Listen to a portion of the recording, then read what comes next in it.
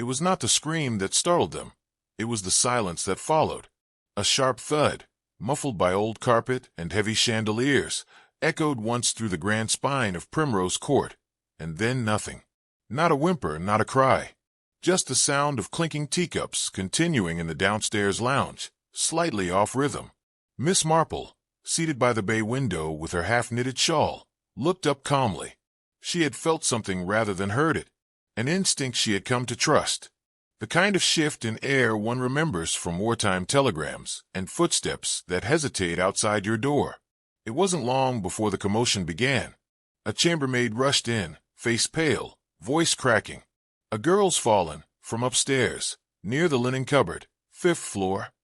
By the time Miss Marple reached the scene, the corridor had been cleared, but not before she saw the streak of blood trailing unevenly against the skirting board, a shattered teacup in the corner, and a single lavender glove resting just beyond reach of the girl's still hand.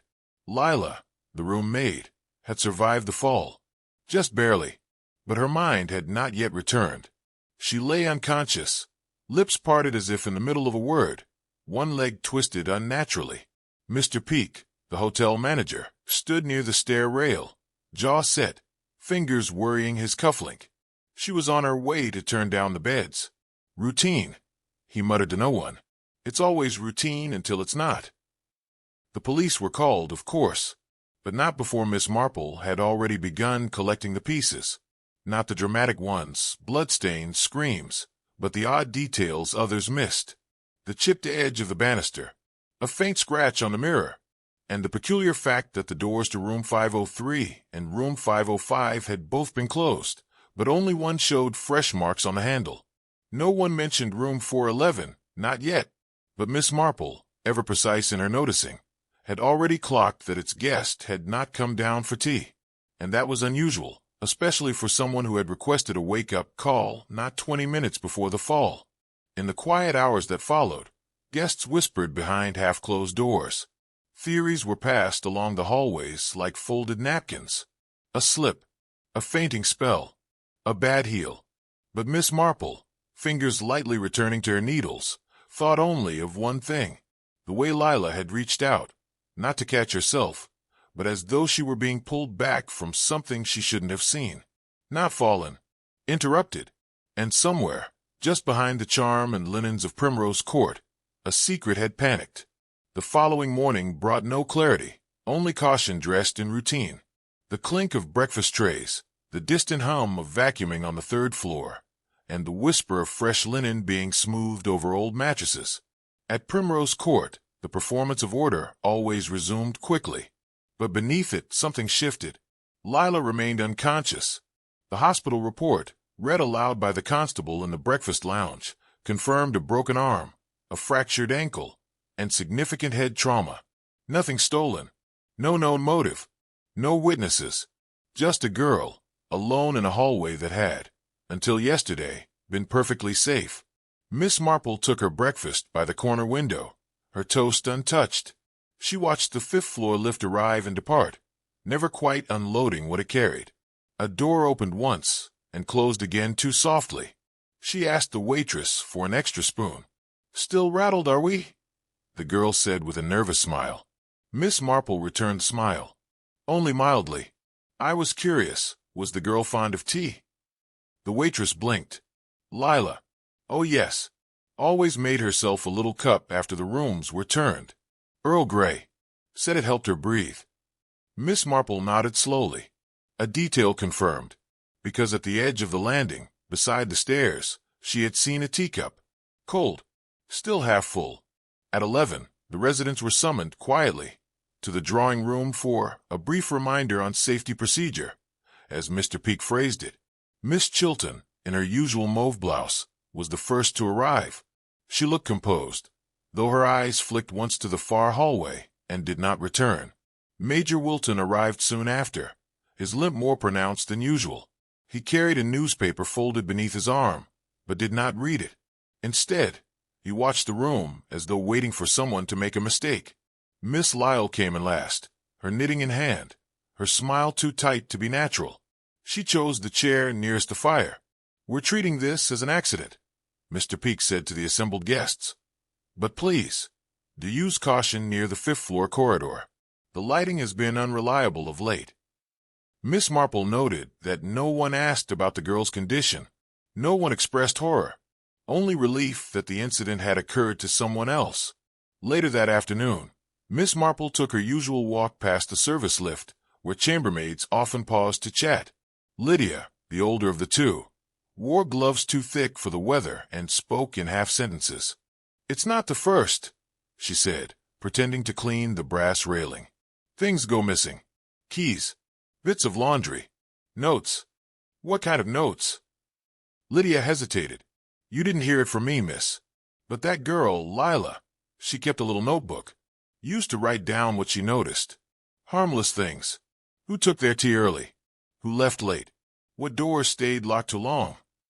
And where is this notebook now?" Lydia's hand stilled. "Gone." Miss Marple smiled gently and walked on. But in her mind, she was no longer knitting sweaters. She was unpicking something much finer, something stitched in silence and shadow. Because in a place like Primrose Court, it was not what people said that mattered. It was what they refused to. Evening descended with a hush sharper than usual. The corridors of Primrose Court, particularly the fifth floor, echoed with a strange restraint. Doors were closed not from cold but from caution. Conversations dipped in volume whenever footsteps approached. And yet, beneath the silence, something pulsed, a tension not yet named, but deeply felt. Miss Marple, never one to ignore ordinary details, chose that night to do something quite deliberate. She forgot her shawl in the lounge. At precisely 9:15 p.m., she returned for it. The lounge was empty, save for the fire reduced to its orange bones, and Miss Chilton seated by the bookshelf, thumbing through a travel guide without reading a word. Her teacup had long gone cold. "Forgive me," Miss Marple said softly, lifting her shawl from the armchair. "I didn't mean to startle." Miss Chilton smiled, faint and automatic. "I wasn't reading," she admitted, voice brittle. "Just remembering." Miss Marple tilted her head. "Something pleasant." There was a pause. Then, "No, not exactly. Something unfinished." The following morning, Miss Marple returned to the fifth-floor corridor. She moved without noise, her steps as measured as a clock in mourning. She paused outside room 508, Lila's last assigned chamber. The door was ajar. It hadn't been locked since the incident. Inside, the bed was stripped, the carpet freshly vacuumed. Nothing unusual, except for the small dressing table tucked against the far wall. One drawer was open half an inch, and no matter how gently she pushed, it would not close. Inside the drawer was a folded napkin, neatly pressed, and a service receipt dated 2 days before Lila's fall. Scribbled across it in faint blue ink were 4 words. "She knows."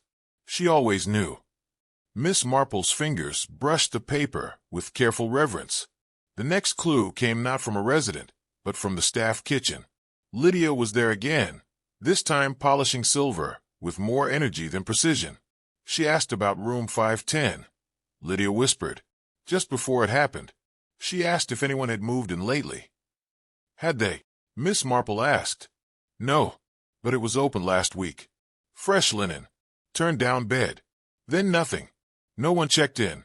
But the key went missing for a day. Miss Marple didn't respond. She simply nodded and returned to the corridor. Room 510's door was shut, locked, but she knew, somehow, that something behind it had shifted recently. A shadow that didn't belong. A presence that watched but never entered. At dinner, Miss Lyle spilled a cup of coffee. Her hands shook just slightly. I had a dream last night. She confessed to no one in particular. There was a knock at the door, but it came from inside the wardrobe. No one laughed, not even Major Wilton, who usually had something dismissive to say about nerves. Later that evening, as the building settled into the shallow breathing of sleep, Miss Marple sat at her writing desk and noted a simple sentence. Not every locked room hides something, but the ones that whisper do. She underlined it twice. At Primrose Court, everything remained in its place, curtains precisely drawn, porcelain cups set with practiced precision, and daily routines followed with a kind of ceremonial reverence. But that evening, something felt ever so slightly off. It wasn't visible at first glance. Nothing was misplaced or overtly disturbed, but there was a quiet shift in the air, like a painting had been turned to face the wall while no one was watching. Miss Marple entered the drawing room just as Major Wilton carefully folded his evening paper, the corners pressed with more intent than necessary. Gerald Hargreaves stood by the window, not truly looking out, but rather staring toward the opposite wall, where a painting of an autumn landscape hung with such stillness it almost seemed to hold its breath. Miss Chilton sat in her usual chair by the lamp, her gloved fingers slowly tracing the seams of her wrist, a small, fidgeting movement that betrayed tension beneath her stillness. "Have any of you noticed the mirror by the fireplace?" Miss Marple asked, her voice mild, as though commenting on a change in weather. Miss Lyle looked up, her eyes briefly searching the room before nodding hesitantly. "The one facing the billiard room? I thought its angle had shifted. It used to reflect the hallway. Now only the wall." Gerald Hargreaves interjected before anyone else could answer. "The mirror hasn't moved," he said a little too quickly. "Perhaps it's just the light playing tricks." Miss Marple gave a faint smile, her expression unreadable. "Sometimes the things around us stay the same. It's we who change." That night, after the others had withdrawn to their rooms, Miss Marple found herself walking the corridor outside room 509, the room that had once belonged to Lila. The hallway was still, save for the low murmur of the distant lift. Just beside the door, almost as though someone had deliberately placed it there, stood a narrow vase holding a single orchid. Its petals were beginning to wilt, softened and curling at the edges, but the water was fresh, placed there recently. She didn't touch it, but she observed it carefully. Was it a tribute, a memory, or something more, something left out of guilt rather than grief? The following morning, breakfast passed with its usual restraint, save for one small change.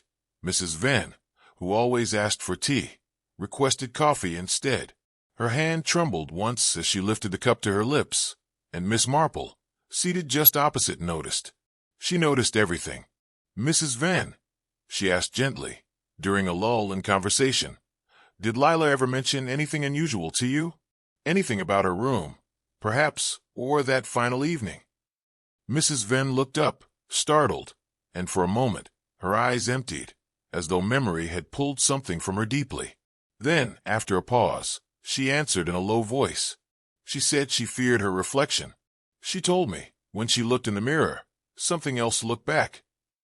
Miss Marple didn't press her, but Mrs. Venn added, barely above a whisper, "It wasn't behind her, it wasn't a ghost. She said it was something from before, something that remembered her." That night, Miss Marple returned to the firelit lounge. The house had quieted, and the rain outside tapped gently at the windows. She stood before the same mirror, the one above the fireplace, and looked into it. She stood there a long time, and just as she was about to turn away, she noticed something strange. Her reflection, so familiar, so unassuming, moved a fraction of a second later than she had. She wasn't frightened. She simply understood. Later, in her diary, she wrote, "When people look at others, they are often searching for themselves." And beneath that, in smaller script, Lila saw something. She may not have been pushed by a hand, but something pushed her, something inside. The rain persisted the next evening, drawing long, uncertain lines down the windows of Primrose Court, where the city lights flickered like distant memories. The corridors were hushed, not by accident, but by habit. Most of the guests had retired early, some citing headaches, others preferring to stay in and read, but Miss Marple sensed a different cause for the quiet. Something unspoken had passed between them all, like a shadow cast without a source. Miss Marple herself was returning from a modest dinner, having left her scarf behind in the drawing room. She preferred to retrieve it herself, rather than trouble the staff. But as she turned the corner near the fifth-floor staircase, she heard it, a footstep, singular, careful, and unmistakably deliberate. She paused. It had come from the service hallway, the narrow stretch behind the linen cupboard, which was typically locked after 7. Miss Marple stood silently, her hand resting lightly on the banister, and waited. Another sound followed, the distinct creak of weight shifting on wooden floorboards. not the aimless shuffle of a guest, nor the purposeful gait of staff. This was something in between. A person who did not wish to be seen, but could no longer avoid movement. Miss Marple did not pursue. Instead, she made a note of the time, the location, and the direction of the sound. She then walked calmly to the drawing room, retrieved her scarf, and returned to her room as if nothing had occurred. The next morning, as guests gathered for breakfast, the atmosphere was polite but strained. Mr. Peake, the concierge, looked as though he had not slept. He fumbled with the cutlery and barked at a bellboy over a misplaced tray. Lydia, the chambermaid, avoided eye contact. "Did anyone else hear the lift in the night?" Miss Chilton asked casually as she stirred her tea. "It sounded like someone used it around 1:30." No one replied. Not directly. But Mrs. Venn shifted in her seat, and Major Wilton coughed once before changing the subject. After breakfast, Miss Marple took a quiet walk through the service hallway, under the guise of looking for the laundry room. There, just beneath the cupboard door, she found it, a small smudge of black wax, candle wax, still faintly warm to the touch. Nearby, a scrap of paper lay folded beneath the skirting. She picked it up. A torn receipt from a music shop on Chancery Lane. The ink had run slightly, but one word was still clear: return. Later that day, she paid a discreet visit to the music shop. A kind-eyed assistant confirmed the purchase: a second-hand gramophone and a small collection of war-era records. Bought in cash. Delivered to room 505. Room 505 had once belonged to Lila. When Miss Marple returned, she stopped at the 5th floor and stood outside 505. The door was closed. The Do Not Disturb card hung askew. But beneath the crack of the door, she noticed something even more subtle than candle wax. The faint, rhythmic shift of light, as though something were spinning. Inside, someone was playing one of the records. Not loudly, but just enough to be heard by anyone standing still long enough to listen. Miss Marple walked away without knocking. That evening, she wrote in her notebook, "There are echoes here. Some people call them ghosts, but I think they are simply truths that never got to finish speaking." The storm returned that night, less violent than before but steady, a constant tapping of rain against the windows of Primrose Court as though the past itself had found fingers. The hotel's corridors grew quieter with each hour, the kind of quiet that made even ordinary sounds, the rattle of keys, the creak of a floorboard, echo longer than they should. Miss Marple, wrapped in her shawl and seated by her window, did not sleep. Not entirely. She had grown accustomed to listening. At just past midnight, the sound came again. A gramophone. Its tone was muffled but unmistakable, drifting from somewhere along the 5th floor. Not loud enough to wake most guests, but Miss Marple, whose ear had known both lullabies and coded whispers during the war, recognized the tune. It was not one from the earlier records. This was a new song, a melody fractured by time. And at its end, there was a sudden silence. Not the pause between tracks, but the kind of silence that only follows when something goes wrong. Miss Marple rose, placed her feet carefully in her slippers, and opened her door just enough to peer down the corridor. A figure stood by the door to room 505, back turned. Still, it wasn't Lydia, nor the concierge, nor any of the known guests. This figure was smaller, wrapped in a cream overcoat too thin for the season, hair dark and damp, head tilted slightly, as if listening for something inside the room. And then, with a movement that sent a chill deeper than the rain, the figure turned the knob. The door opened without resistance. The figure entered and closed it softly behind. Miss Marple did not move. She remained at her door until the hallway returned to stillness. Not because she was afraid, but because she had learned long ago that some answers arrived more clearly in morning light. At breakfast, the air was uneasy. Gerald Hargreaves arrived last, noticeably disheveled, and ordered coffee twice without touching it. Miss Chilton was absent. Lydia's hands trembled slightly as she poured the tea. Only Major Wilton remained unchanged, composed, almost rehearsed. Miss Marple said nothing of what she had seen, but she did ask a quiet favor of the porter, to check if any parcels had been received for room 505 in recent days. "Only one," he replied after a moment's thought. "A flat box, no return address. Arrived yesterday. I brought it up myself." Miss Marple thanked him. Her suspicion was confirmed. Later that day, she waited until the hallway cleared and gently knocked on the door to room 505. No answer. She knocked again. Still nothing. But when she tried the handle, she found it unlocked. Inside, the room was in neat disarray, the kind that didn't come from hurried packing, but from the subtle fraying of someone who no longer knew what to do with themselves. A cup of tea untouched on the table, the bed unmade. The record player sat beside the window, the needle lifted. One record, still resting in its sleeve, lay on the desk. Miss Marple, after a long moment, read the title, "To Forget Is Not to Forgive." A rare post-war piece composed privately by a woman who had lost 2 brothers and a lover. She did not play it. She had no need. On the inside of the sleeve was an inscription, handwritten, faded, but just visible in the gray light of afternoon. For L, because silence was never safety. Miss Marple folded the sleeve closed. She left the room as she found it and walked the corridor once more. Every step seemed heavier now, not with fear, but with clarity. There had never been ghosts on this floor. Only reminders. Only pieces of a truth people had spent too long trying to bury in linen closets, half-burnt diaries, and old records never played aloud. Miss Marple returned to her room, sat by the window, and resumed her knitting. And for the first time since arriving, she felt the weight of the answer begin to form, not in proof, but in pattern. The morning that followed broke cold and colorless, as if the sun itself hesitated to cross over Primrose Court. The staff moved more quietly than usual, and the guests, too, seemed subdued, as if some invisible veil had fallen overnight, dimming both speech and expression. Miss Marple, who had long trusted the silence between words more than the words themselves, rose early and dressed with care. Something, perhaps the missing glove, perhaps the record, had begun to press against the edge of things, like a pressure just beneath the skin of the day. Her walk took her again to the 5th-floor corridor, under the simple pretense of checking on Lydia. The maid's room, tucked discreetly beside the linen cupboard, was partially open. Miss Marple knocked softly before entering. Lydia sat on the edge of her narrow bed, her shoulders hunched over, her hands folded in her lap. One glove sat on the side table beside her, a cream-colored thing with delicate embroidery and a small tear at the cuff.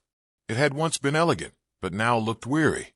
Its pair, Miss Marple knew without asking, was gone. "I didn't hear you," Lydia said, without turning. "No one ever does," Miss Marple replied gently. Lydia turned then, slowly. Her eyes were rimmed with fatigue, but not from lack of sleep. It was the sort of exhaustion that came from knowing something you wished you didn't. "I didn't go into her room," she whispered. "I only saw the door was open. The gramophone had stopped. She wasn't there, but someone had been." Miss Marple sat beside her, folding her hands in her lap, as if they were 2 old friends rather than a detective and a witness. "Did you see who?" Lydia shook her head. "Only a smell. His cologne. Not strong, but sharp, like cloves and smoke. He used to wear it. Gerald." There was a silence then, taut and heavy, the kind that made a room feel smaller. Miss Marple let it linger. "I found the glove in the hallway. I meant to return it, but then the fire and the diary missing, and the woman asking questions at the desk. I was afraid." "Of who?" "I don't know," Lydia said, and her voice cracked. "Of all of them." Miss Marple took her hand. Fear is not foolish, only misplaced when held too long. Later, she made her way to the conservatory, where Major Wilton sat reading a newspaper he had not turned in 20 minutes. He acknowledged her with a faint nod. "Do you believe in accidents, Major?" she asked softly, seating herself nearby. He didn't look up. "Only the kind people build for themselves." Miss Marple watched him carefully. "And what about intentions disguised as missteps? Gloved hands, old letters, a staircase not quite well lit." He closed the paper, folded it once, and set it beside his teacup. "Edwina was never clumsy," he said. "Only tired." Miss Marple leaned forward, her voice no louder, but sharper in its stillness. "She confronted one of you that night. told the truth, and whoever she told panicked. Not enough to plot, just enough to react. Wilton did not flinch, but his stillness became too perfect, like a statue trying not to crack. She forgave too easily, he said after a moment, even when she shouldn't have. Miss Marple rose. Perhaps, but forgiveness offered is not always forgiveness received, and that difference is often fatal. She left him there with his paper and his tea and the weight of a truth not yet spoken. In the hallway, she passed Gerald Hargreaves. He smiled too brightly. "Out for your usual inspection, Miss Marple?" he asked lightly. She met his eyes. "Not an inspection, Mr. Hargreaves. Just following the thread. It's always the smallest threads, you know. A glove, a scuff on a banister, a sentence never quite finished." His smile faltered just slightly. "Sounds like detective work." "No," she said, "just noticing what others choose not to." That afternoon, she returned to her room and opened her notebook. She made a small drawing, a staircase, a pair of gloves, and beneath them, a single word, pressure. For it was not murder in the planned sense. Not yet. But pressure, carefully applied over time, could be just as fatal. The corridor outside room 503 was unusually still that evening. Not the peaceful kind of stillness that followed supper and warm lights, but the kind that suggested breath held, a hush that pressed too long against the edges of ordinary things. Miss Marple stood alone just beyond the curve of the hallway, her gaze fixed on the polished brass number that had, until a week ago, meant nothing to her. Now it shimmered slightly, as though carrying the weight of a secret too long contained. She waited precisely 4 minutes. Then, as if answering a private signal, she knocked twice. The door opened not to Lydia or the concierge, but to Mrs. Venner, the woman who had quietly moved from floor to floor like shadowed wallpaper. Her face betrayed no surprise, only a quiet resignation. "Come in," she said softly. Miss Marple stepped inside. The curtains had been drawn, the lights low. On the desk lay a stack of newspaper clippings, each carefully folded, with red markings in the margins, dates, initials, small notations made by a precise hand. "I kept them," Mrs. Venner said, before Miss Marple could ask. "Clippings. About the war tribunals, the medical hearings, supply chains." Gerald's name came up more than once, but it always vanished by the next edition. Someone saw to that. Miss Marple said nothing. She moved to the window, where the reflection of the room shimmered faintly in the glass. A chair sat slightly askew, as though someone had stood up too quickly. "You worked with Edwina," she said at last. Mrs. Venner nodded. "At Beaufort Field Hospital. I was a nurse's aide. She never knew how much I admired her. Always calm, always capable. She protected people, even when they didn't deserve it." "Did you speak with her before she fell?" Mrs. Venner hesitated. "Not directly, but I saw her that afternoon. She was walking with purpose, carrying a file. I believe she was going to give it to the police, or to someone she trusted to do so. But it never reached them. No, her voice was barely a whisper. I think someone intercepted it." Miss Marple's eyes swept the room once more. The furnishings were the same as every other guest suite, and yet something here remained uneasy. A hotel room, she thought, was a curious thing, temporary, transitional. The perfect place for someone trying to vanish, or someone afraid of what might follow them. "Why did you keep the clippings?" she asked gently. Mrs. Venner looked down at her hands. "Because I needed to remember that what happened then didn't just vanish. That someone might notice. And I think Edwina wanted someone to notice, too." Miss Marple stepped forward and placed her hand lightly on the woman's shoulder. "You're not alone in that. You never were." That evening, a different kind of silence fell over the hotel, not suspicious, but suspended, as though the building itself were waiting for the final piece to be turned, the final shadow named. Miss Marple, sitting alone in her room, read once more the half-charred note she had salvaged from the fire. It was angry, defensive, but above all, it was afraid.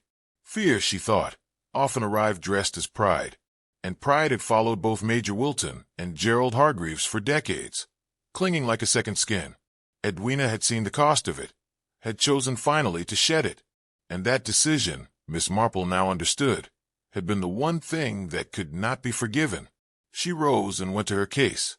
From beneath her shawl, she withdrew the glove Lydia had found, the one with the small tear at the cuff. A tear made, perhaps, in a moment of panic or regret. One glove, one misplaced step, one confrontation that had gone just far enough to tip from silence into tragedy. Outside, the wind shifted. It was nearly time. The drawing room was prepared just after 6:30. Miss Marple, ever courteous, had made the arrangements through Mr. Peake with such subtle grace that it had seemed more suggestion than request. A gathering, she said, to discuss the recent fire, the matter of guest safety, and, almost as an afterthought, some small observations that might prove clarifying. Mr. Peake had agreed, though uneasily. He sensed, perhaps, that this was no ordinary guest meeting. But propriety demanded compliance, and so he arranged tea, set out the cake, and notified those concerned. By 7 o'clock, the room was filled. Major Wilton sat near the hearth, his back rigid, hands folded tightly in his lap. Gerald Hargreaves took the seat farthest from the window, eyes lowered, mouth tight. Miss Chilton wore a new brooch and an old expression of brittle courtesy. Miss Lyle fidgeted with the strap of her handbag, her gaze shifting toward Mrs. Venner, who sat near the sideboard, composed but silent. Miss Marple arrived last. She walked slowly, as always, but with the calm poise of someone who had rehearsed not her words, but her understanding. She took the seat closest to the trolley and began pouring tea. No one spoke. The clink of china filled the air like cautious punctuation. When she did speak, it was not to accuse. That, Miss Marple had learned long ago, rarely yielded anything useful. Instead, she began with memory. "You know," she said gently, stirring her own cup, "it's often the smallest things that stay with us. A chipped cup, a scrap of handwriting, a scent you can't name, but recognize all the same. Edwina was like that. Quiet, precise, kind in the way that often goes unnoticed." No one replied. Miss Marple took a sip. "I mention her because she is not gone in the way most people imagine. She remains here among us, in what she left behind, in what she tried to set right." A pause. The glove, for instance. Torn, not worn. A right-hand glove, dropped just outside the service stair. But our poor Mr. Mullery, though left-handed, was accused. Rather too conveniently, I think. She turned her gaze gently to Major Wilton, who did not blink. Then there was the cufflink, placed, not lost, and the note, half burned in the waste bin, written in a hand quite similar to yours, Major Wilton. You never meant for it to be found, but things like that have a curious way of surviving. The air shifted. Still no one moved. "You see," she continued, "Edwina had learned the truth about 1946, about what really happened in La Havre, about what was taken, and who ensured the matter disappeared. Gerald," she turned, soft but unwavering, "you were protected, but only just, and Edwina paid for that silence with loyalty, until she chose not to." Gerald flinched, though only slightly. Wilton sat as though carved from stone. She changed her will. Quietly, wisely. She chose not to give you her silence any longer.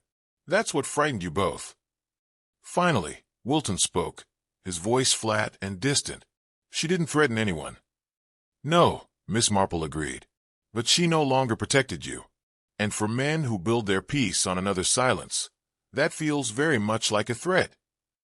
Wilton stood. "It was an accident. She turned too quickly.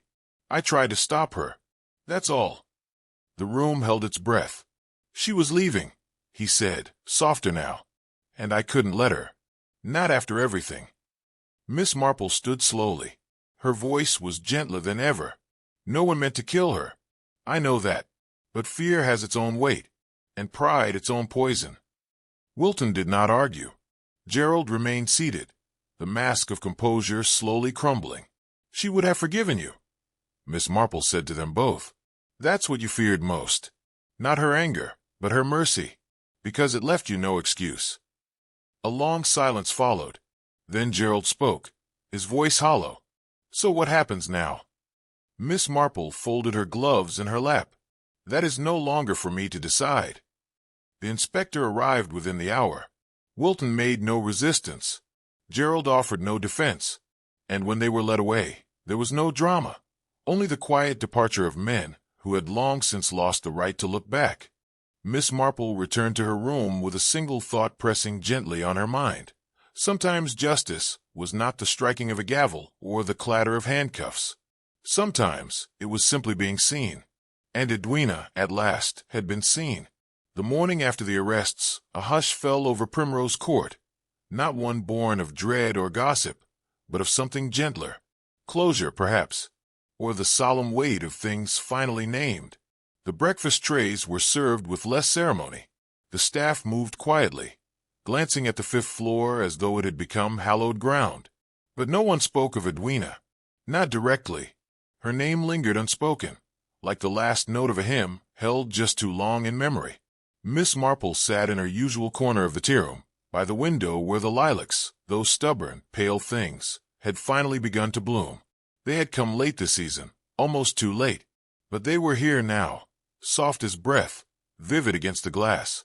She poured herself a cup of tea, added just a splash of milk, and folded her napkin with the same quiet care she had applied to each moment of this strange and sorrowful case. Margaret, the vicar's niece, joined her around 10, cheeks still flushed from the walk, and a satchel filled with a muddled tangle of knitting yarn and opera programs. She set it on the floor with a sigh and smiled, the sort of smile that belongs to spring mornings after long winters. "I thought you might be here," she said. "I rarely stray far from a good kettle." Miss Marple replied with a soft, amused glance. They spoke of ordinary things, of the cathedral's new choral arrangement, of a borrowed umbrella never returned, of a cellist who had broken a string mid-adagio. But between the words, in the delicate silences that softened their conversation like lace draped over a mirror, there was something deeper. Margaret had heard of Edwina's death. Of course she had.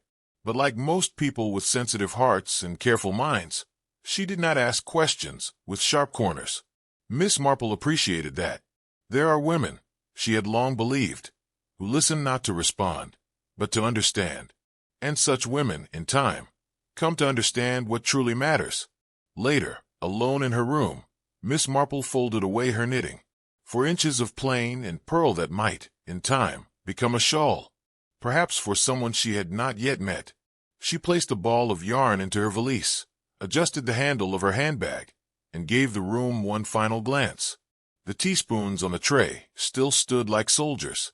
The curtains were drawn at a precise angle. Nothing was out of place, on the surface, but that, she knew, had been the danger all along. Places like Primrose Court survived by the illusion of order. Meals at set hours, beds turned just so, smiles practiced in small mirrors.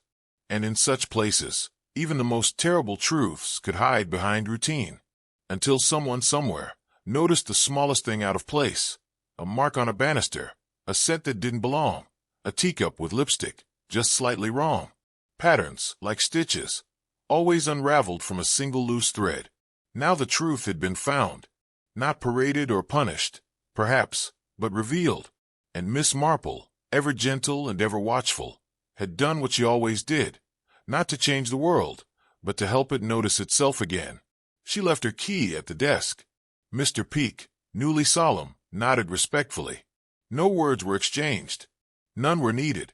As her taxi pulled away from the curb and Primrose Court faded into the city's quiet rhythm, Miss Marple looked out at the narrow streets, the chimney tops, the steady stream of people moving forward into the everyday. She thought not of guilt or innocence, not even of Wilton or Hargreaves. She thought of Edwina, a woman who had lived too long in someone else's silence, and finally, too late, chosen her own voice. Not everyone had understood her, but someone had, and that, Miss Marple believed, was what mattered in the end. Not justice as thunder, but truth as a steady light. A whisper in a darkened hallway. A flower blooming at the wrong time, but still, somehow, right on time. She smiled faintly, then turned her gaze forward, to where the train would take her next. And beyond that, to whatever story was waiting quietly to be seen.